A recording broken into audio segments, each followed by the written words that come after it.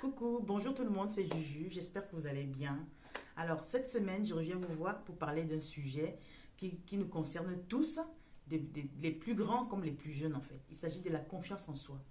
Comment travailler à la confiance en soi? Parce que c'est un trait de caractère dont on a vraiment besoin pour pouvoir avancer, pour pouvoir gravir des échelons dans la société en général, que ce soit pour les enfants ou pour des adultes en fait. Donc c'est un trait de caractère que nous devons cultiver au quotidien, que nous devons inculquer aux autres. Bon, on peut pas, pour la confiance en soi, on ne peut pas dire que voilà qu'on a, on a complètement atteint la confiance en soi. Ce serait vraiment voilà, prétentieux de le penser. Mais il y a une chose, c'est qu'il y a quand même des méthodes pour travailler, pour essayer vraiment de gagner un peu de confiance en soi et pouvoir avancer. Donc voilà, aujourd'hui on va donc parler de comment travailler à la confiance en soi. Alors, premièrement, j'ai séquencé en. Pas premièrement, j'ai essayé de regrouper ça en 6 étapes. Donc, la première étape, il s'agit là de repérer ses défauts. Il faut repérer ses défauts parce que quand vous savez, que vous connaissez vos défauts, personne ne peut s'en servir contre vous. Il faut se dire une chose, c'est qu'on a tous des défauts. Personne, ce serait vraiment, c'est impossible de dire que voilà, on n'a pas de défauts. On a tous des défauts. On a tous des défauts. Donc, ces défauts-là, il faut travailler, il faut essayer de les repérer et pour pouvoir s'en servir euh, euh, pour son bien, en fait. Parce qu'on a, voilà. Maintenant, comme je dis, quand on connaît très bien ses défauts, quand on repère ses défauts et qu'on les connaît, personne ne pourra s'en servir contre vous, en fait. Donc, voilà, pour ce qui est de la première étape. Pour ce qui est de la deuxième étape, il s'agit de repérer ses qualités. Parce que comme les défauts, on a tous des qualités. Peu importe comment on est, peu importe qu'on soit couché dans un lit, on a des qualités. Chacun a des qualités. Il y a des gens qui ont des capacités à faire des choses, de grandes choses, par exemple. Les gens qui savent peut-être parler aux gens, il y en a qui savent conseiller, il y en a qui savent aider. Donc chacun a vraiment des qualités et des dons qu'il peut mettre en exercice, qu'il peut mettre au service des autres et à son propre service, bien entendu. Donc il faut savoir repérer ces qualités-là pour pouvoir les utiliser à bon escient, pour pouvoir les utiliser pour avancer et pour s'élever. Donc pour ce qui est de l'étape numéro 3, il faut arrêter de se victimiser. Se victimiser, ça joue pour un temps. Jouer les victimes peut-être auprès des gens, auprès de sa famille et tout, ça marche pour un temps. À un moment donné, à force de jouer les victimes, ou bien pas de jouer en fait, c'est pas qu'on joue, mais de se victimiser en général, à un moment donné, ça crée. À un moment donné, les gens n'ont plus envie de vous écouter, les gens n'ont plus envie d'être avec vous parce qu'ils savent déjà d'avance ce à quoi ils s'attendent en fait. Donc, il faut vraiment stopper, arrêter de se victimiser. Ça peut arriver que ça arrive, voilà, qu'on se victimise, mais il ne faut pas que ce soit vraiment dans la durée, que ce soit pour tout le temps. Il faut vraiment arrêter de se victimiser. Ça nous affaiblit face aux autres. Ça nous affaiblit même face à nous et face aux autres. Pour pouvoir avancer, il faut se dire une chose, c'est que on peut tomber, on doit se relever aussi, on peut se relever aussi. Donc, c'est pas en allant se plaindre, en pleurnichant, en allant jouer les victimes chez les autres que ça va changer quoi que ce soit dans notre vie. Donc, pour la troisième étape, donc, c'est d'arrêter de se victimiser.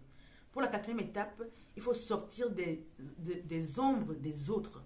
Sortir de l'ombre des autres. C'est-à-dire, il y a des gens, parfois, qui ont des qualités, mais qui ont peur de les mettre en avance. Ils préfèrent peut-être faire comme les autres, ou alors ils préfèrent mettre en avance les autres et rester en retrait. Il faut vraiment sortir de cette ombre-là, de se dire, voilà, moi aussi j'ai quelque chose à apporter à la vie.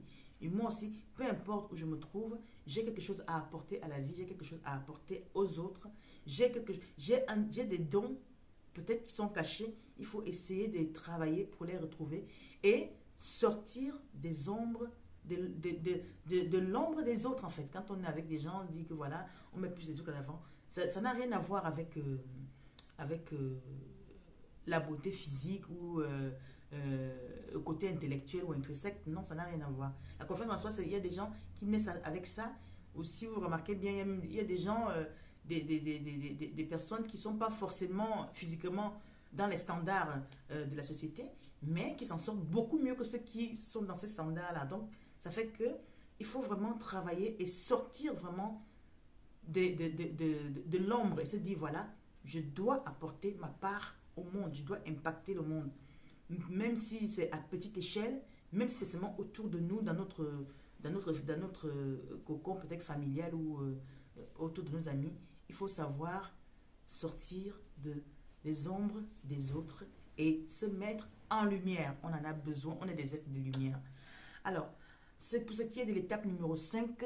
Rappelle-toi que tu es, comme je dis tout à l'heure, que je l'ai dit tout à l'heure, que tu es un être de lumière. Rappelle-toi que tu as le divin en toi. Chacun a le divin en lui.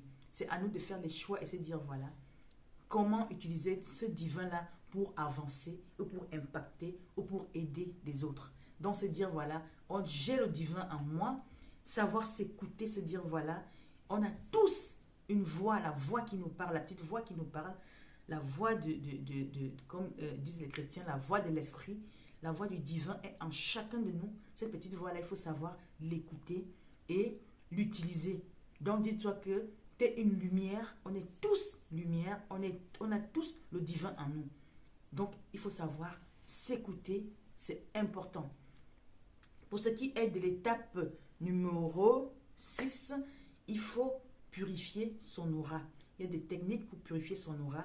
Il y a des techniques pour se purifier au quotidien. Il y a des techniques pour... Donc, à chacun y va de sa manière. Il y en a qui font des méditations, il y en a qui font des prières, il y en a qui font des bains. Chacun y va vraiment de ce qu'il a appris ou de ce qu'il connaît. Mais il faut se dire une chose, c'est que le côté invisible compte. Alors, l'aura doit être nettoyée et purifiée tout le temps. C'est non négligeable, ce n'est pas à négliger. Donc, il faut vraiment se purifier, soit au quotidien, soit par semaine, soit par... Chacun comme il veut. Il y a des gens qui prient même 10 fois par jour, ou il y a des gens qui méditent tout le temps, il y a des gens qui sont à l'écoute tout le temps. Donc, il faut savoir purifier son aura en 6e position. Alors, je récapitule. Pour ce qui est de travailler à la confiance en soi, j'ai réduit cela en 6 étapes.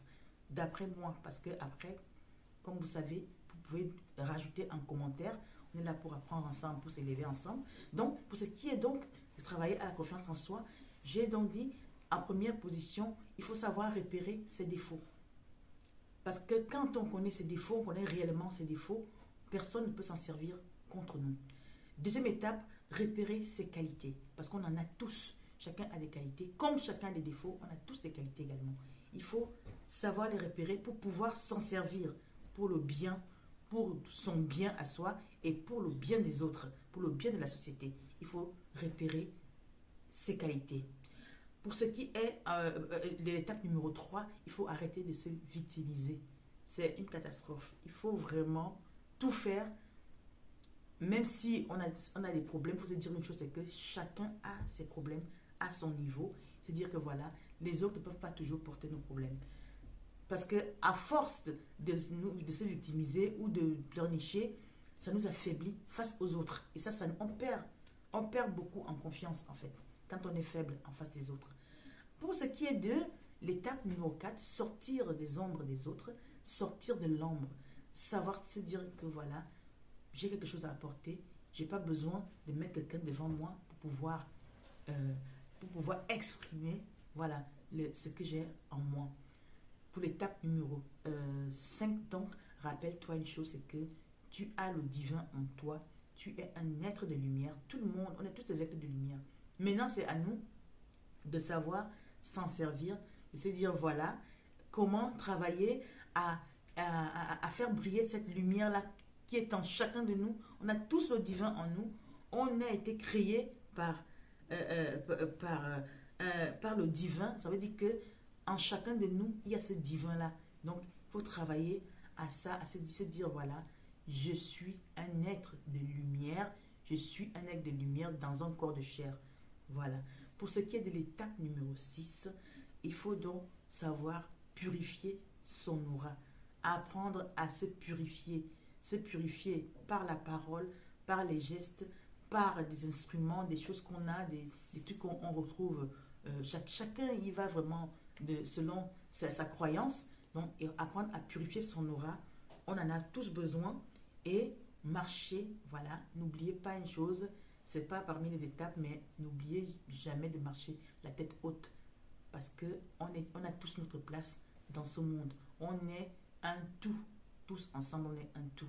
Et on a chacun notre place. Donc voilà, mes chers amis, pour ce qui est de travailler à la confiance en soi. Voilà ce que je voulais apporter aujourd'hui.